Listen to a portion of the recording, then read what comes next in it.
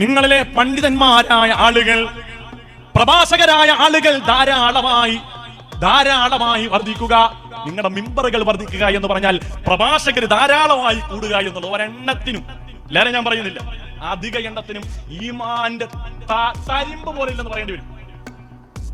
രാവിലെ സ്ത്രീകൾ യൂട്യൂബ് എടുത്ത് നോക്കുമ്പോൾ ഈ അടയാളം നിങ്ങളിലുണ്ടോ, നാളെ നിങ്ങൾ വടിയാകും. ഇപ്പൊ യൂട്യൂബിലൊരു അവസ്ഥയാണ്. എന്തൊക്കെ അസംബന്ധങ്ങളാണ് പറയുന്നത്. നിങ്ങൾ സ്വപ്നത്തിൽ ആനയെ കണ്ടോ, നിങ്ങൾ വയറിളകി ഷഹീദാവും. ഇത് കണ്ടിട്ട് സ്ത്രീകള് മക്കളെ അടുത്ത് വിളിച്ചിട്ട് ഉമ്മ മരിച്ചാലും നിങ്ങൾ നന്നായിട്ട് പഠിക്കണേ. ആ വയത് പറഞ്ഞ മുരിയാരും മന്തിയും കഴിച്ച് കിടന്നുറങ്ങിയിട്ടുണ്ടാവും. നമ്മളിവിടെ മന്ദപ്പായി ടെൻഷൻ അടിച്ചിരിക്കും. യൂട്യൂബിൽ വരുമാനവും സർക്കുലേഷനും വ്യൂസും കൂടാൻ വേണ്ടി എന്തെല്ലാം തള്ളുകളാണ് അത്. രാവിലെ നമ്മൾ തുറന്നാൽ ഹൈറായ നാഫിയായ ഇൽമ് നമ്മുടെ പള്ളിയിലെ ഉസ്താദ്, ബഹുമാനപ്പെട്ട ഉസ്താദ് ഇരിക്കുന്നു. അവരുടെയൊക്കെ പള്ളിയുടെ മിനാരങ്ങളിൽ വെച്ച മൈക്കിലൂടെ പരിശുദ്ധമായ ദീനിന്റെ ഹക്കായ കാര്യങ്ങൾ ആയത്തുകളിലൂടെയും ഹദീസുകളിലൂടെയും പറയുമ്പോൾ അതൊന്നും കേൾക്കാൻ താല്പര്യമില്ല. ഇവിടെ കുറെ ആളുകളുണ്ട്, അങ്ങോട്ട് മൈക്ക് അങ്ങോട്ട് പറഞ്ഞാൽ ഞാൻ കെട്ടിയ പെണ്ണിന്നിത്തിരി ചന്തം കുറവാണ്. ഉസ്താദിന്റെ പാട്ടത് ഉസ്താദിന്റെ പാട്ടത് കേട്ടോ, പാട്ട് മാത്രമേ കേട്ടോളൂ, ദീമെല്ലാം കേട്ടോ. ഉസ്താദ് ഒളിച്ചോടിയ കഥ. ഇതൊക്കെ നമ്മുടെ സമയം വളരെ പാഴാകുകയാണ്. ഇത് തിരിച്ചറിയാൻ ഉമ്മത്ത് തയ്യാറാകണം. നമുക്ക് ഹക്കായ ദീൻ മനസ്സിലാക്കാൻ എന്തൊക്കെ സോഴ്സുകളുണ്ട്. എനിക്ക് ഏറ്റവും ഇഷ്ടം നമ്മുടെ ഫാറൂഖിനെയും ഉസ്താദിനെയും സിംസാറുൽ ഹക്ക് ഹുദവിനെയും റഹ്മത്തുള്ള ഖാസിമിനെയും പേരുസ്താനെയൊക്കെ നമ്മൾ ഇഷ്ടപ്പെടുന്നത് പൊയ് വാക്കുകൾ പറയില്ലേ. അവിടെ പ്രഭാഷണത്തിന്റെ പ്രത്യേകത ഏതാ? അവിടെങ്ങാണ്ട് ഒളിച്ചോടിയ കഥയും ഇവിടെങ്ങാണ്ട് വെണ്ടുപിടിക്കാൻ പോയ കഥയൊന്നും അവർ പറയില്ല. അള്ളാഹുവിന്റെ പരിശുദ്ധമായ ദീനല്ലാത്തതൊന്നും അവർ പറയില്ല. അതുകൊണ്ട് തന്നെയാണ് അവരുടെ പ്രഭാഷണത്തിന് ആളുകൾ വളരെ കുറവാണെങ്കിൽ പോലും, അങ്ങനെ ആണെന്നല്ല പറയുന്നത്, അങ്ങനെ ആയാൽ പോലും ആ വരുന്ന ചുരുക്കം ആളുകൾ അള്ളാഹുവിൽ അജഞ്ചലമായ ഈമാനുള്ള മനുഷ്യരാണ്. അവരെ സദസ്സിൽ കിട്ടും, കുറഞ്ഞ ആളുകളെ കിട്ടും. മറ്റേന്ന് പറഞ്ഞ അങ്ങനെയല്ല. ഒരു ഗാനമേള അല്ലെങ്കിൽ ഒരു സെലിബ്രേഷൻ കഴിഞ്ഞ സുഖമാണ്. അവിടെ ഒളിച്ചോട്ടം, ഇവിടെ പെണ്ണ് കേസ്, ഇതെല്ലാം പറഞ്ഞ് ഒരായത്ത്, ചില ആളുകളുടെ പ്രഭാഷണത്തിൽ ഒരായത്തോതാവൻ 2 മണിക്കൂറൊക്കെ പ്രഭാഷണം നടത്തുന്നു. ഒരായത്ത് 114 അധ്യായങ്ങളുണ്ട്, 6000 ചില്ലുവാനം ആയത്തുകളുണ്ട്. ഒരായത്തോതി പ്രസംഗിക്കാലോ. അൽഹംദുലില്ലാഹ്. അവിടുന്ന് അങ്ങോട്ട് തുടങ്ങി.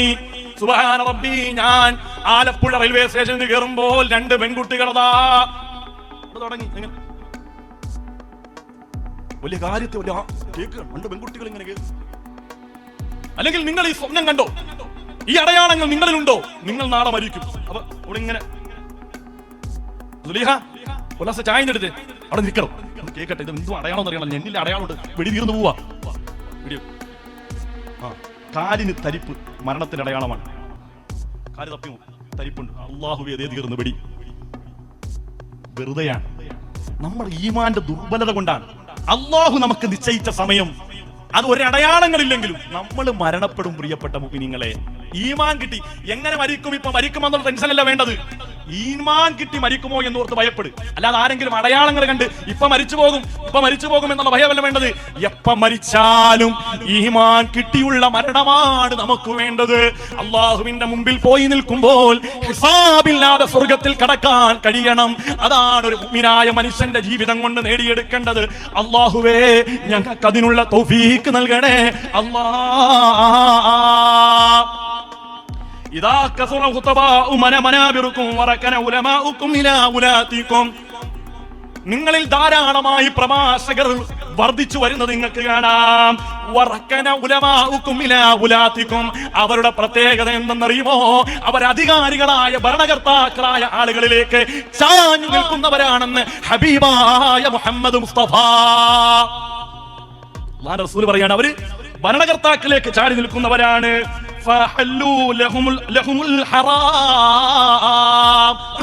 അവരുടെ പ്രത്യേകത, അവർ ഹറാമിനെ ഹലാലാക്കുന്ന ആളുകളാണ്. യൂട്യൂബില് വോഡ്കയുടെ, മദ്യത്തിന്റെ, റമ്മി സർക്കിൾ എന്ന ചൂതാട്ടത്തിന്റെ പരസ്യം വരും. നമ്മളിടുന്ന വീഡിയോയിൽ പരസ്യം വരുന്നു. ആ പരസ്യത്തിന്റെ കാരണം കൊണ്ട് കിട്ടുന്ന വരുമാനം മേടിച്ച് ആളുകൾ ചോദിക്കും, സാറേ യൂട്യൂബിലെ വരുമാനം ഹലാലാണോ?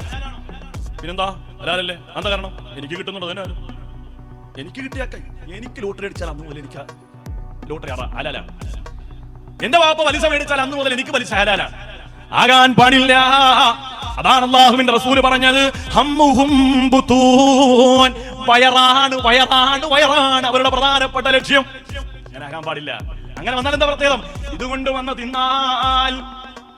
വന്ന് തിന്നാൽ ഹറാമായ പണം 50 രൂപ സമ്പാദിച്ചാൽ 50 ലക്ഷം ഹോസ്പിറ്റലിൽ കൊടുക്കേണ്ടി വരും പെങ്ങളെ. ഇത് അനുഭവമാണ്, പലരുടെയും യാഥാർത്ഥ്യമാണ്. നമ്മുടെ കണ്ണുകൊണ്ട് കണ്ട സംഭവങ്ങളാണ്. ആളുകളെ പറ്റിച്ച്, ആളുകളെ ചൂഷണം ചെയ്ത്, പലിശയിലൂടെ ഹറാമിലൂടെ സമ്പാദിക്കുന്ന പണം കൊണ്ട് നമ്മുടെ മക്കളെ ഊട്ടിയാൽ, എന്റെ പ്രിയപ്പെട്ട ഉമ്മ, 50 പകരം 50 ലക്ഷം മുടക്കിയാലും നമ്മുടെ രോഗം മാറില്ല ഉമ്മ. അല്ലാഹു നമുക്ക് ഈമാൻ തരുമാറാകട്ടെ. അല്ലാഹു നമുക്ക് ചിന്താശേഷി തരുമാറാകട്ടെ. വഹറമു അലൈഹിമുൽ ഹലാൽ, അവർ ഹലാലിനെ ഹറാമാക്കും, ഹലാലിനെ ഹറാമാക്കും, ഹറാമിനെ ഹലാലാക്കും. കണ്ടില്ലേ? വലിയ വലിയ നേതാക്കന്മാര്, പരിശുദ്ധമായ ഇസ്ലാമിന്റെ അസ്തിത്വം എന്താണെന്നും സ്വത്വം എന്താണെന്നും അറിയുന്ന വലിയ വലിയ നേതാക്കന്മാര് പോയിട്ട് അള്ളാഹുവിന്റെ ദീനിനെതിരായ കാര്യങ്ങൾ ചെയ്യുകയാണ്. എന്നിട്ട് അവർ പറയുന്ന ന്യായം എന്താ? ഇതൊക്കെ ഒരു ജനാധിപത്യ സമൂഹത്തിൽ, ഒരു മതേതര സമൂഹത്തിൽ നമ്മളൊക്കെ ജീവിക്കുമ്പോൾ അങ്ങനെയൊക്കെ ചെയ്യേണ്ടി വരും എന്നാ പറയുന്നത്. ജീവിതകാലം മുഴുവൻ മഹാനായ മമ്പുറത്ത് തങ്ങളുടെ ഖാദിമ് പൂന്തുനായരാണ്. കാലം എത്ര കടന്നുപോയി മമ്പുറം തങ്ങളുടെ, കാലം എത്ര കടന്നുപോയി മമ്പുറം തങ്ങളുടെ. ഏതെങ്കിലും ഘട്ടത്തിൽ ബഹുമാനപ്പെട്ട ഖുതുബുസ്സമാൻ മമ്പുറം തങ്ങൾ അള്ളാഹുവിന്റെ പരിശുദ്ധമായ ദീൻ അനുവദിക്കാത്ത എന്തെങ്കിലും ഒരു കാര്യം മമ്പുറം തങ്ങൾ ചെയ്തിട്ടുണ്ടോ? എന്നിട്ടും പരിശുദ്ധമായ ഈമാൻ കാത്തു സൂക്ഷിച്ച് തന്റെ പ്രിയപ്പെട്ട സേവകനായി ബഹുമാനപ്പെട്ട കോന്തുനായരെ ഒപ്പം ചേർത്ത ഒരു ചരിത്രമാണ്, സംസ്കാരമാണ് നമ്മുടെ കേരളത്തിലുള്ളത്. ആരുടെയും ആചാരങ്ങൾ നമ്മൾ കടമെടുക്കേണ്ടതില്ല. നമ്മുടെ ചുറ്റുവട്ടത്ത് ക്ഷേത്രമുണ്ട്. അവർക്ക് ആരാധിക്കാനുള്ള സൗകര്യങ്ങളും ആരാധിക്കാനുള്ള സാഹചര്യങ്ങളും സ്വാതന്ത്ര്യങ്ങളും അനുവദിച്ചു കൊടുക്കലാണ് ഏറ്റവും വലിയ മര്യാദ. ഏറ്റവും വലിയ മതേതരത്വം എന്ന് പറഞ്ഞാൽ മറ്റുള്ളവരുടെ ആരാധനകളെ, അവരുടെ ആരാധ്യന്മാരെ നിഷേധിക്കാതെയും പരിഹസിക്കാതെയും ഇരിക്കലാണ്. കരാവിവ ശരീരസ്യ നേത്രയോരിമ പശ്മണി ആവിചാര്യം കുര്യ തന്മിത്രം മിത്ര സമുച്ചരേ. ചാണക്യം പറഞ്ഞതാ. കരാവിവ ശരീരസ്യ നേത്രയോരിമ പശ്മണി ആവിചാര്യം കുര്യ മിത്രം മിത്ര സമുച്ചരേ. തന്റെ അയൽവാസികൾ, തന്റെ സഹോദരങ്ങൾ, തന്റെ കൂടപ്പറപ്പുകൾ, തന്റെ സഹചാരികൾ, തന്റെ സതീർത്ഥ്യന്മാരായ ആളുകൾ, നമ്മളുടെ കണ്ണിന്റെ പോളകൾ, കണ്ണിന്റെ ഉള്ളിലേക്ക് എന്തെങ്കിലും വരുമ്പോൾ പോളെ അടച്ചുകൊണ്ട് കണ്ണിനെ സംരക്ഷിക്കുന്നത് പോലെ നിന്റെ സഹോദരൻ ഏതു മതക്കാരനായാലും അവനെ നീ സഹായിക്കണേ, അവനോട് സ്നേഹം കാണിക്കണേ, അവനെ നീ സംരക്ഷിക്കണേ എന്ന് പറയുന്ന മഹത്തായ വേദഗ്രന്ഥങ്ങൾ. അക്രിം ജാറക വലൗ കാന കാഫിറാ. മോനെ, നിന്റെ അയൽവാസിയായ മനുഷ്യരുണ്ടല്ലോ, അവൻ ഏത് മതക്കാരനായാലോ അവനെ നീ അനാദരിക്കല്ലേ എന്ന് പറഞ്ഞ, അവനെ നീ ധിക്കരിക്കല്ലേ എന്ന് പറഞ്ഞ, അവനെ നീ ആക്ഷേപിക്കല്ലേ എന്ന് പറഞ്ഞ ഹബീബായ മുഹമ്മദ് മുസ്തഫ. ഈമാൻ പൂർത്തിയാകണമെങ്കിൽ പോലും ആ അയൽവാസിയോട് സ്നേഹം വേണം, ബഹുമാനം വേണം, ആദരവ് വേണം. ഏത് മതക്കാരനായാലും മൻ കാന യുഅ്മിനു ബില്ലാഹി വൽ യൗമിൽ ആഖിർ ഫഅക്രിം ജാറാ. നിങ്ങൾ അല്ലാഹുവിൽ വിശ്വാസമുള്ളവരാണോ, അല്ലാഹുവിന്റെ റസൂലിൽ വിശ്വാസമുള്ളവരാണോ, ഫഅക്രിം ജാറാ, നിങ്ങൾ നിന്റെ അയൽവാസികളെ ബഹുമാനിക്കണേ, ആദരിക്കണേ എന്ന് ഹബീബായ മുഹമ്മദ് മുസ്തഫ. ഏത് മതക്കാരനായാലും ബഹുമാനിച്ചേ പറ്റൂ. നിന്റെ ഈമാൻ പൂർത്തിയാവൂല. നീ മുസ്ലിം എന്ന് പേര് കെട്ടി ഖാലിദ് എന്നും റസാഖ് എന്ന് പറഞ്ഞ് നടക്കുകയാണ്. നിന്റെ അയൽവാസിയായ ആളുകൾക്ക് നീ ദ്രോഹമാണോ, നീ പ്രയാസമാണോ, നിന്റെ വാക്കുവിനെ അവർ ഭയപ്പെടുന്നുണ്ടോ, നിന്റെ പ്രവൃത്തിയെ അവർക്ക് വെറുക്കുന്നുണ്ടോ?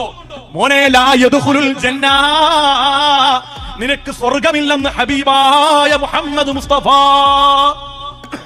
അല്ലാഹു ഈമാൻ തരട്ടെ, അല്ലാഹു നമുക്ക് ഈമാൻ തരട്ടെ, അല്ലാഹു നമുക്ക് ഈമാൻ തരട്ടെ. അതുകൊണ്ട് പ്രിയമുള്ള മുഅ്മിനീങ്ങളെ, നമ്മൾ ഒരിക്കലും മറ്റുള്ളവരോടുള്ള ബഹുമാനവും സ്നേഹവും എന്ന് പറഞ്ഞാൽ അത് ധാർമ്മികമായി പരിശുദ്ധം ഇസ്ലാം അതിനൊരു ഫ്രെയിം, ഒരു സ്ട്രക്ചർ അല്ലാഹു റസൂൽ പറഞ്ഞിട്ടുണ്ട്. സഹായിക്കണം, സ്നേഹിക്കണം, ആവോളം സഹായിക്കണം. എന്ത് പ്രതിസന്ധി വന്നാലും നമ്മൾ അവരോടൊപ്പം സഹകരിച്ചു നിൽക്കണം. പക്ഷേ ആരാധനകൾ വിഷയം വരുമ്പോൾ, ആഘോഷങ്ങൾ വരുമ്പോൾ അവരുടെ ആഘോഷം അവർ വേണ്ട രൂപത്തിൽ അവർ ആഹ്ലാദിക്കട്ടെ. അവർക്ക് അതിന് സ്വാതന്ത്ര്യം കൊടുക്കും. ഏത് മതവിഭാഗത്തിന്റെ ആഘോഷം വന്നാൽ നമ്മൾ മതേതരത്വം കാത്തു സൂക്ഷിക്കാൻ വേണ്ടി നേരെ എനിക്ക് അമ്പലത്തിന്റെ അകത്ത് കയറണം, ശ്രീകോവിലിന്റെ അകത്ത് കയറി എനിക്ക് 2 റക്അത്ത് നിസ്കരിക്കണം ഒന്നും പറയാൻ പാടില്ല. കാരണം ആ മതത്തിനൊരു നിയമമുണ്ട്. ശ്രീകോവില് അവർ പരിശുദ്ധമായിട്ട് കാണുന്ന സ്ഥലമാണ്. അത് നമ്മളെ ഒരു കാരണവശാലും നിന്ദിക്കാൻ പാടില്ല. അതുപോലെ തന്നെ പള്ളിയും അതിന്റെ മെഹ്റാബും അതിന്റെ ചുറ്റുവട്ടവും പരിശുദ്ധമായ സ്ഥലമാണ്. മറ്റുള്ളവരും അതിനെ ആദരിക്കുകയും ബഹുമാനിക്കുകയും വേണം. ഇങ്ങനെ പരസ്പരം സ്നേഹിച്ച് ബഹുമാനിച്ച് പരസ്പരം ആവോളം സ്നേഹിച്ചും കൊടുത്തും വാങ്ങിയുമായിരിക്കണം നമ്മുടെ ജീവിതം. അല്ലാതെ ഏതെങ്കിലുമൊക്കെ ഭരണ നേട്ടത്തിന് വേണ്ടി, ആളുകളുടെ തൃപ്തി കിട്ടാൻ വേണ്ടി, ജനാംഗീകാരം കിട്ടാൻ വേണ്ടി മതേതരത്വമാണ് എന്ന് മനസ്സിലാക്കി അല്ലെങ്കിൽ എന്ന് കരുതി അള്ളാഹുവിന്റെ പരിശുദ്ധമായ ദീനിനെ നമ്മൾ വിൽക്കാൻ പാടില്ല. അള്ളാഹുവിന്റെ പരിശുദ്ധമായ ദീനിനെ നമ്മൾ കളങ്കപ്പെടുത്താൻ പാടില്ല. എന്റെ മുത്തുമുഅ്മിനീങ്ങളെ, പരിശുദ്ധമായ ഇസ്ലാം നിർദ്ദേശിച്ചത് പ്രകാരം ഖൈറായ രൂപത്തിൽ ജീവിച്ച് അവസാനം ആഖിബത്ത് നന്നായി മരിക്കാൻ അല്ലാഹു നമുക്ക് സൗഭാഗ്യം നൽകട്ടെ.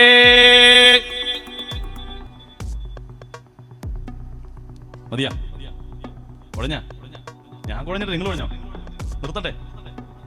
അല്ലാഹു നമുക്ക് തൗഫീഖ് നൽകട്ടെ. കാര്യങ്ങളൊക്കെ മനസ്സിലാക്കാൻ ഗ്രഹിക്കാനും അല്ലാഹു നമുക്ക് തൗഫീഖ് നൽകി അനുഗ്രഹിക്കുമാറാകട്ടെ. അല്ലാഹു നമുക്ക് ചിന്താശേഷി അല്ലാഹു തആല നൽകുമാറാകട്ടെ.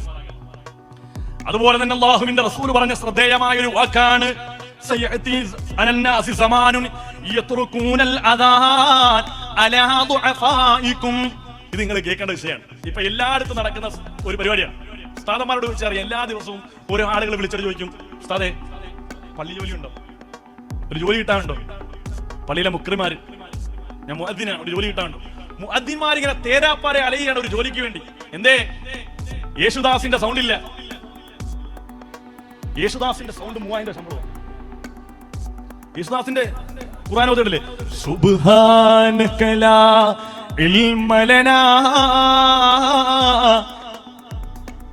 പാവപ്പെട്ടവൻ 10-60 വയസ്സുണ്ട്. സുബ്ഹാനക ലാ, അത്രേ പറ്റുള്ളൂ. എന്ത് ചെയ്യാൻ പറ്റും? അള്ളാഹു അങ്ങനെ കൊടുത്തത്. അപ്പൊ കമ്മിറ്റി ഭയങ്കര ചർച്ച.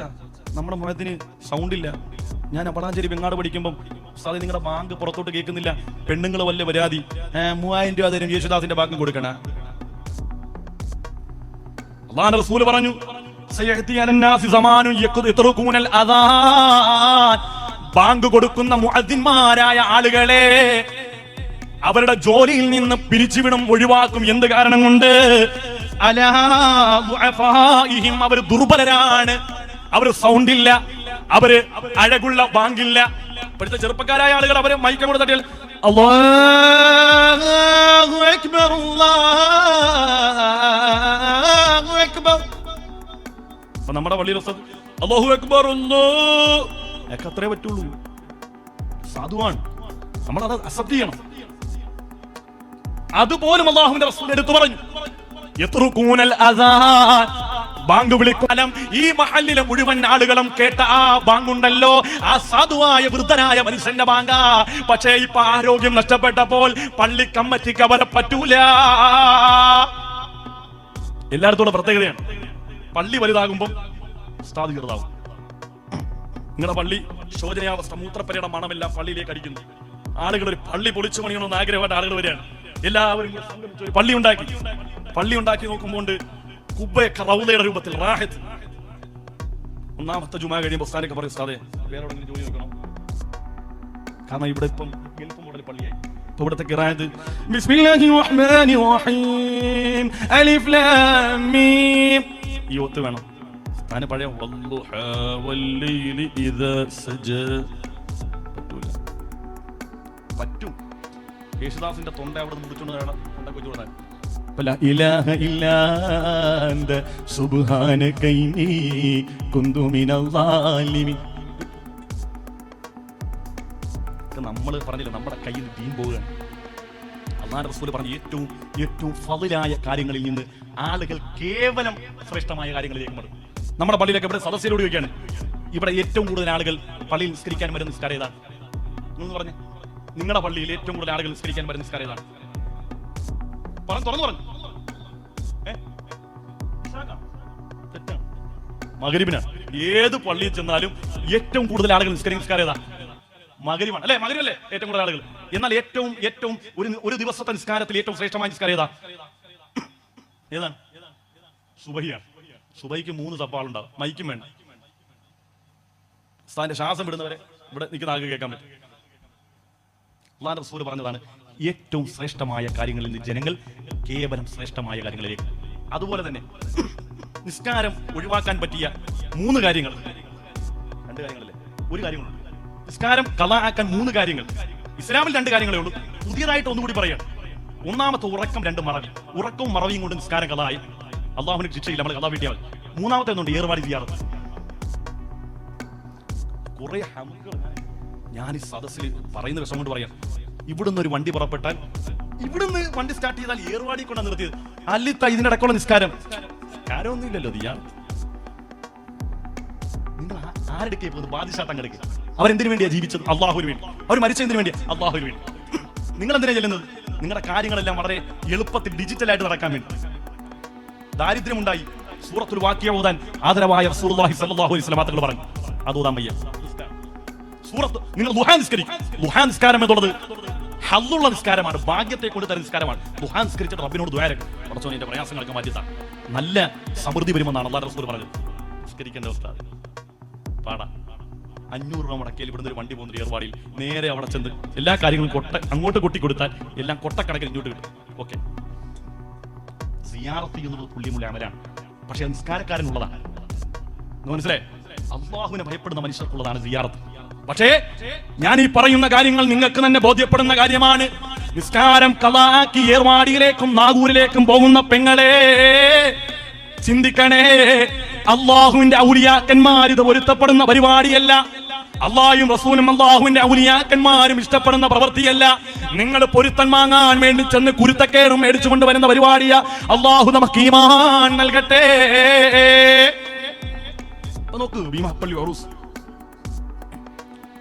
ഉറൂസിന് എന്റെ നാട്ടിൽ നിന്ന് ഒരു വണ്ടി നിറച്ച ആളുകൾ പോയി. ഭീമാപ്പള്ളി ഉറൂസ്, അതിൽ എന്റെ വീട്ടിൽ എപ്പോഴും വരുന്നൊരു സഹോദരിയുണ്ട്. അവിടെ ഇങ്ങനെ വെറുതെ രസത്തിൽ ചോദിച്ചു, ഉറൂസിലൊക്കെ പങ്കെടുത്തു താഴത്തായിരുന്നു, എവിടെ നിസ്കരിച്ച്? അവിടെ പെണ്ണുങ്ങൾക്ക് നിസ്കരിക്കാൻ സ്ഥലമില്ല. ഭീമാപ്പള്ളി ഇത്രയും വലിയൊരു പള്ളി ഉണ്ടായിട്ട് പെണ്ണുങ്ങൾക്ക് നിസ്കരിക്കുന്ന പെണ്ണുങ്ങൾക്ക് നിസ്കരിക്കാൻ സ്ഥലമുണ്ട്, നിസ്കരിക്കാത്ത പെണ്ണുങ്ങൾക്ക് നിസ്കരിക്കാൻ സ്ഥലമില്ലെന്നാണ്. നിസ്കരിക്കുന്ന പെണ്ണുങ്ങൾക്ക് നിസ്കരിക്കാൻ സ്ഥലമുണ്ട്, നിസ്കരിക്കാത്ത പെണ്ണുങ്ങൾക്ക് നിസ്കരിക്കാൻ 1 ഇഞ്ച് ഭൂമി പോലും അവിടെ ഇല്ല. അള്ളാഹു നമുക്ക് ഈമാൻ തരുമാറാകട്ടെ. എന്തിനാണ് ഇങ്ങനെ ജീവിക്കുന്നത്? എന്തിനാണ് ഇവർ ഇങ്ങനെ ജീവിക്കുന്നത്? ഉദരം ക്രമേണ പടുത്തു ചീഞ്ഞളിഞ്ഞില്ലയോ, അതുകൊണ്ട് ഖബർ നിറഞ്ഞ ദൽബുദമല്ലയോ. തോന്നിയാസങ്ങളൊക്കെ കാണിച്ചിട്ട് അവിടെ പോയി കിടക്ക്. ഉദരം ക്രമേണ പടുത്തു ചീഞ്ഞളിഞ്ഞില്ലയോ, അതുകൊണ്ട് ഖബർ നിറഞ്ഞ ദൽബുദമല്ലയോ. ആർത്തും ആഹ്ലാദിച്ചും ഉല്ലസിച്ചും എല്ലാ കോമാളിത്തരങ്ങളും നൃത്തങ്ങൾക്കും ചുവടുവപ്പുകൾക്കും സാക്ഷിയായി അവസാനം ആ കുഴി വെറ്റമുക്ക് ജുമാമസ്ജിദിന്റെ ആ പള്ളിക്കാട്ടിൽ കൊണ്ടുവച്ച് 3ാമത്തെ ദിവസം എത്തുമ്പോൾ ശരീരം പൊട്ടി വയറ് പൊട്ടി ആ ചീഞ്ചലം ഖബറിൽ നിറഞ്ഞ് മയ്യത്തിങ്ങനെ ആ ഖബറിൽ ഒഴുകി നടക്കുന്ന ആ ഒരവസ്ഥയുണ്ടല്ലോ പെങ്ങളെ, നീ ചിന്തിച്ചാൽ എങ്ങനാണ് ഉമ്മ നിനക്ക് നിസ്കാരം ഉപേക്ഷിക്കാൻ കഴിയുന്നത്? ഇവയൊക്കെ നീ ചിന്തിച്ചു കരയുക സോദരാ, എന്നാൽ സുറൂറായി നീ കടക്കും മറുകരാ. പറഞ്ഞതാ, തെങ്ങിന്റെ മടലടരുന്നതും കണ്ടില്ലേ, അടരാതെ നിന്നു ചിരിച്ചതും കരഞ്ഞില്ലേ. തെങ്ങിന്റെ ഉണക്കമടൽ വീഴുമ്പോൾ പച്ചമടലിൽ നിന്ന് ചിരിക്കുമത്രേ, പക്ഷേ പച്ചമടലറിയുന്നില്ലല്ലോ കാലാന്തരത്തിൽ ഞാനും ഉണക്കമടലായി നിലം പതിക്കുമെന്ന്. എത്ര അർത്ഥവത്തായ ഉദാഹരണങ്ങളാണ് ബഹുമാനപ്പെട്ട തലവസ്ഥാത് പറഞ്ഞത്. ഇവയൊക്കെ നീ ചിന്തിച്ചു കരയുക സോദരാ, എന്നാൽ സുറൂറായി നീ കടക്കും മറുകരാ. തെങ്ങിന്റെ മടലടരുന്നതും കണ്ടില്ലേ, അടരാതെ നിന്നു ചിരിച്ചതും കരഞ്ഞില്ലേ. അടരാതെ നിന്ന പച്ചമടലും അന്ത്യം കരയേണ്ടി വന്നില്ലേ. ഇതല്ലേ ജീവിതം? ഇതല്ലേ ജീവിതം? മേൽപോട്ടുയരും വീർപ്പുകൾ താഴോട്ടെത്തുമെന്നാരറിയും, മേൽക്കുമേലാൽ വാരി കൂട്ടിയിട്ടെന്തൊരു ഫലമറിയും. മന്ത്രിക്കും തന്ത്രിക്കും രാജനുമെല്ലാം ഖബറിടം ഒരുപോലെ. മാളിക തട്ടുകൾ കട്ടിലും മെത്തകളില്ലല്ലോ നാളെ. എല്ലാം അവസാനിച്ചു ദുനിയാവിന്ന് പോകേണ്ടി വരും. ഇതെല്ലാം റിയാലിറ്റിയാണ്, ഇതെല്ലാം റിയാലിറ്റിയാണ്. ഇതൊന്നും ഒരു കെട്ടുകഥയല്ല. കുതിരപ്പുറത്ത് സഞ്ചരിച്ചവരല്ലേ പിടിമണ്ണ് വാരിയെറിഞ്ഞ ദൽബുദമല്ലേ.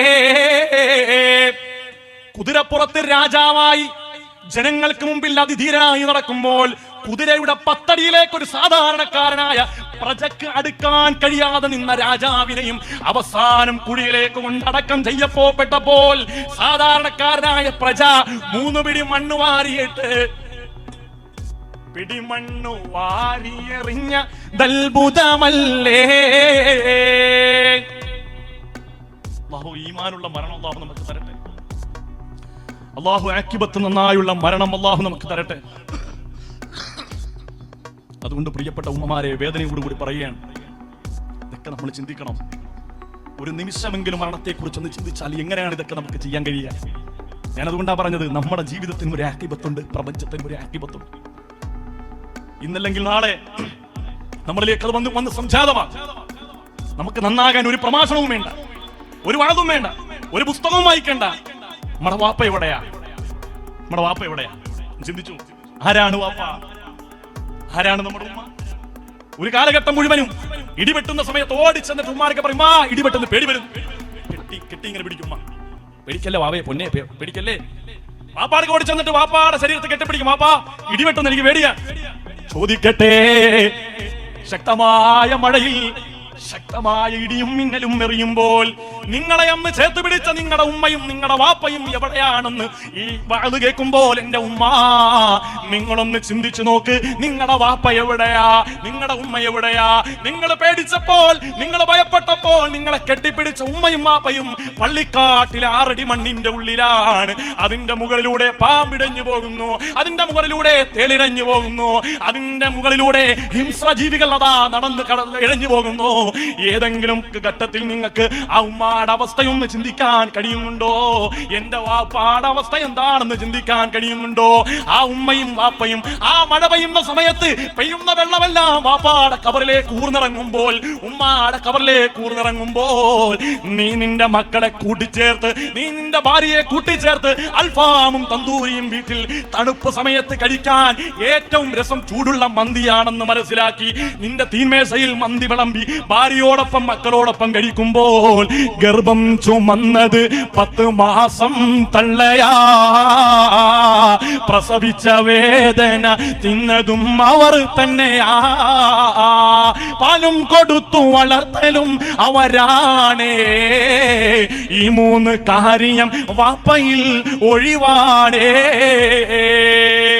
ഈ നമ്മുടെ പുന്നാര ഉമ്മയും വാപ്പയും ആ കവറിലല്ലേ കിടക്കുന്നത്? പെങ്ങളെ, ഒരു മിനിറ്റെങ്കിലും ഒന്ന് ചിന്തിച്ചു നോക്കിക്കൂടെ?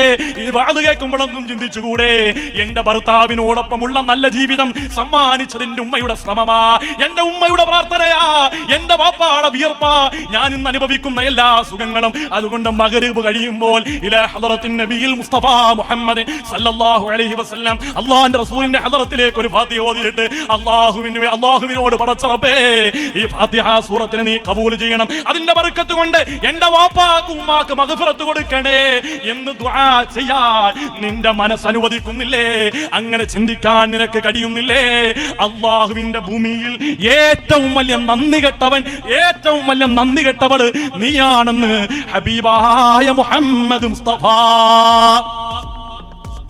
വാപ്പാക്കും ഉമ്മാക്കും വേണ്ടി ദുആരക്കാത്തവർ നന്ദി കെട്ടവരാ. അല്ലാഹു നമുക്ക് ഈമാൻ തരട്ടെ. നമ്മുടെ ദുആയുടെ ഇജാബത്ത് പോലും ഉമ്മാക്കും വാപ്പാക്കും വേണ്ടിയുള്ള പ്രാർത്ഥനയാണ്.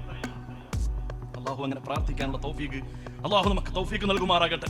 അല്ലാഹു നമ്മുടെ എല്ലാ പ്രയാസങ്ങളും അല്ലാഹു ദൂരീകരിച്ചു തരുമാറാകട്ടെ. അല്ലാഹുവിന്റെ റസൂൽ പറഞ്ഞ മറ്റൊരു ഹദീസാണ്, ലാ തഖൂമു സ്സഅതു ഹത്താ യതബാഹൻ നാസ് ഫിൽ മസാജിദ്. ജനങ്ങൾ പള്ളികളെ കൊണ്ട് ഗമനടിക്കുന്ന കാലം, ആളുകൾ പരസ്പരം പള്ളികളെ കൊണ്ട് ഗമനടിക്കുന്ന കാലം. കുറ്റിവട്ടത്തൊരു പള്ളിയുണ്ട്, വെറ്റമുക്കിലൊരു പള്ളിയുണ്ട്. ഒരു പള്ളിക്കാര് അതിനേക്കാൾ വലിയ പള്ളി ഉണ്ടാക്കുകയാണ്. ഞങ്ങളുടെ പള്ളിയാണ് ഏറ്റവും വലിയ പള്ളി, ഞങ്ങളുടെ പള്ളിയിലാണ് AC ഉള്ളത്, ഞങ്ങളുടെ പള്ളിയിൽ വിരിച്ചിരിക്കുന്ന കാർപ്പറ്റ്, ഞങ്ങളുടെ പള്ളിയിൽ വിരിച്ചിരിക്കുന്ന ടൈൽസ് ലക്ഷക്കണക്കിന് രൂപ മുടക്കിയിട്ടുള്ളതാണ്. ആളുകൾ പള്ളിയെ കുറിച്ച് പരസ്പരം അഭിമാനം നടിക്കുന്ന ഒരു കാലമുണ്ടല്ലോ, ആ കാലഘട്ടം വരാതെ ലോകത്തിന് അന്ത്യമുണ്ടാകില്ലെന്ന് ഹബീബായ മുഹമ്മദ് മുസ്തഫ. അങ്ങനെയൊക്കെ അല്ലാഹുവിന്റെ റസൂൽ പറഞ്ഞു തീർത്തില്ല. ഇദാ ഉസിദൽ അംറു ഇലാ ഗൈരി അഹ്ലിഹി ഫന്തദിർ സആ. ആളുകൾ പള്ളിയുടെ അധികാരത്തിലേക്ക് കൈകാര്യകർത്താക്കളായിട്ട് വരുന്നത് ധിക്കാരികളും തെമ്മാടികളും അല്ലാഹുവിനെ ഭയപ്പാടില്ലാത്തവനും അല്ലാഹുവിന്റെ ദീൻ കൈകാര്യം ചെയ്യാൻ വരുന്ന ഒരു കാലഘട്ടം സംജാതമായാൽ നിങ്ങൾ ലോകത്തിന്റെ അന്ത്യം പ്രതീക്ഷിക്കണേ എന്ന് ഹബീബായ മുഹമ്മദ് മുസ്തഫ. നിങ്ങളുടെ വെറ്റമുക്ക് പള്ളിയിൽ അവിടുത്തെ ഖതീബ് പോയി, പുതിയൊരു ഖതീബ് വന്നപ്പം പുതിയ ഉസ്താദിനെ ഇമാമ് ടെസ്റ്റ് ചെയ്യാൻ വേണ്ടി, ഇമാം പുറയിൽ ഉസ്താദിനെ പരീക്ഷിക്കാൻ വേണ്ടി അവിടുത്തെ മദ്രസയിലെ മുതിർന്ന അധ്യാപകനല്ല, അവിടുത്തെ സദർ ഉസ്താദല്ല, പള്ളിയിലെ സെക്രട്ടറി വന്ന് പുറയിൽ നിന്ന് കൈകെട്ടി നോക്കുമ്പോൾ ഉസ്താദിന്റെ ഓത്ത് ഇങ്ങനെ രസത്തിൽ ഇങ്ങനെ കേൾക്കാം.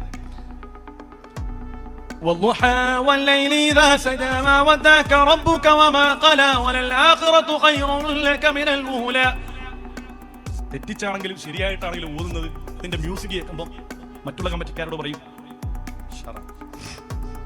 അല്ല ഈ ഹയവാന് അത്തഹിയാത്ത് പോലെ ഓതാറിയില്ല, ഇവനാണ് സ്ഥല പരീക്ഷ. അവനെ സംബന്ധിച്ചിടത്തോളം ഈണം ഉണ്ടായാൽ മതി, തജ്വീദ് വേണ്ട.